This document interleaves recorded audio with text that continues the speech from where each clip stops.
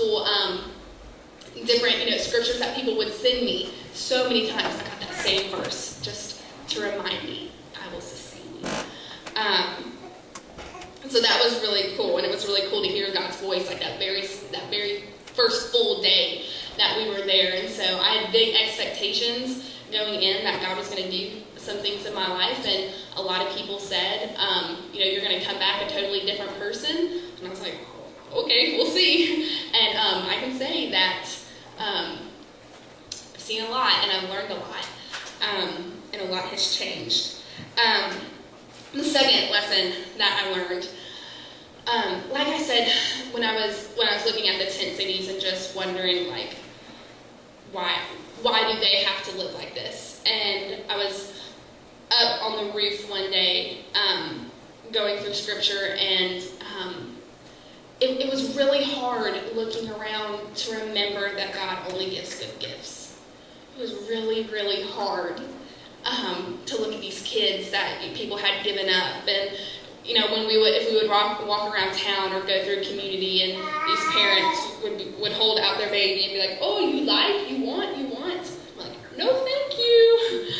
I don't want your child. But just this culture and what has happened in Haiti, it was really, really hard to remember that He works everything together for our good. And there was a lady there who had been talking to me just a little while beforehand about Psalm 27, and so and how much it has meant to her in her life, that whole chapter.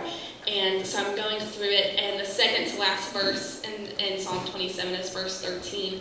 And again, it was God going, Sarah, listen to me. And it says, for I am still confident in this. I will see the goodness of the Lord in the land of the living. So to me, it was like, I'm still confident in this. Looking over all of this stuff, I can still be confident that I will see His goodness no matter where I go, and no matter what it feels like at this point. And so I said, God, let me see your goodness. And He did. He showed it to me for sure. And it was through the hearts of the kids.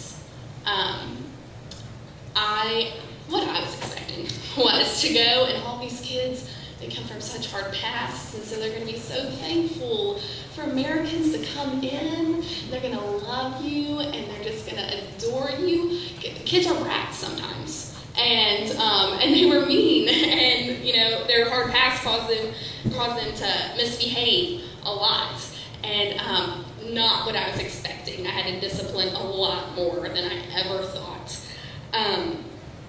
But I definitely saw the goodness of the Lord through them. There was one. Sean Lind is 9. And the very first day we got there, our time out was you had to go sit on the steps. So Sean Lind had done something, and he was sitting on the steps. And I had to go up the steps, and he would not let me through. And this was the first day. I probably didn't even know his name at that point. And he was mean to me. He was so mean, and he started kicking me, and he was punching me, he spit on me. I'm like, who are you? And so that's how our relationship started. And Seanlin ended up being in my 2nd grade class. And Seanlin loves attention, and he does a lot of things just for attention. And I really felt called to form a close relationship with him. I'm like, God, really, you're giving me the hardest kid here, like the worst one. You're gonna ask me to love on him the most, but he did. And so it was really just treating Seanlin like a normal kid, just being real with him. And even though he misbehaves all the time and he says awful things, just being real with him instead of just always punish. So we started getting closer. He got sick. He had kind of strep throat kind of stuff, and I was in charge of giving him his medicine 3 times a day. And also he's really, really ADHD, and so he has coffee every morning to kind of focus him in on school, so we could kind of contain him during class. So I would fix his coffee in the morning. And so if I hadn't gone down the steps and went to go get him, I would hear, Miss Selma. They're not very good with R's in Creole, so I was always Miss Sarah. Miss Sarah, I need my coffee, and his medicine. So I spent a lot of time with Seanlin for a couple weeks, and we kind of bonded, and I thought it was awesome. And I knew he felt the same way too when we did devotions every night with the kids, and Miss Sherry would read a story or sing songs or whatever, and she was asking all the kids, what are you thankful for? And, little Erode was thankful for Shep and Snoopy, the dogs that live there. And, Magdala was thankful for her food. And, so-and-so was thankful for the bed. And Seanlin was thankful for Miss Sarah. And I'm like, yes. And his behavior improved so much in class. It was awesome. It was so awesome. Can't wait to go back and see him. And then little Wilderson, he's 7. He was also in my class. And we started getting close, and he hurt his toe or something, and his Band-Aids had to be changed a couple times a day. And so I was in charge of changing his bandages out. And so I just got to see, his sweet heart, and that's when I was like, God, you are good. You are so good. And even in the midst of all of this, and I know for a fact that Seanlin and Wilderson both came from really abusive pasts. And I'm not sure if their parents were around, but I know, I never saw them. But that they're still normal kids, and they still love fully.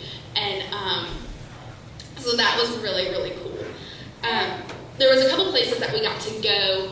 We went all sorts of places. The grocery store was, it was always a treat to go to the grocery store, just to get out of the walls of the orphanage. But there is Mother Teresa's ministry, Sisters of Charity. They have a sisters in Port-au-Prince. And so pretty much that ministry is they take, mothers will bring their, very, very, very sick children. I don't know if there's an age limit or not, but they're all pretty small. And the sisters will nurse them back to health, and the goal is to teach the mothers how to take care of them so that they can go home and, continue to stay healthy. And of course, sometimes babies just get dropped off, and sometimes mothers don't come back, and that's why Sisters has a little bit of an orphanage there.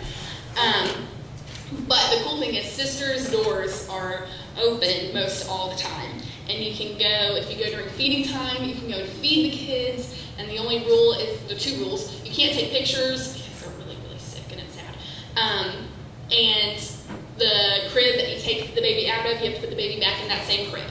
So we go and you just pick them up and you love on them and you feed them dinner if it's feeding time. And that was such a blessing for us because we were still serving, but we got to get out of the compound and we got to love on little babies, and they were so sweet, and they all had little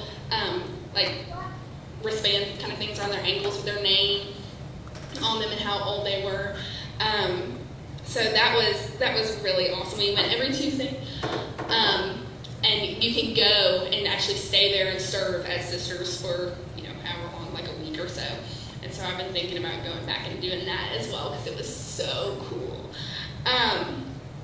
And then another place, not as happy as Sisters, was La Saline. La Saline is the poorest community in Port-au-Prince. We would consider it the slums. And they are known for, I didn't know about them, but supposedly 60 Minutes or whoever did a special on La Saline because they are, they're known for their diet, kind of. There's no money there, there's no work there, and so they eat what they call mud cookies or mud pies, whatever. Pretty much it's sand, flour, oil, and water, I think, and they mix it all up and flatten it out and put it on the ground for it to bake in the sun, and then that is their dinner. And I actually have one. Mine kind of looks like a mud donut at this point because the middle of it broke out. But a mud cookie. And it smells like mud. And this is what they eat. And it's still really hard for me to talk about. Because this is what they get to eat. And this is about it. But you can sponsor a feeding. And there was a lady that taught with us over the summer that had a connection with this pastor that serves at La Saline. And she sponsored a feeding. And you can raise this money and send it ahead, and they'll fix a meal, and it's just like rice with some sauce stuff on it. And we got the opportunity to go serve the meal that Barbie had sponsored.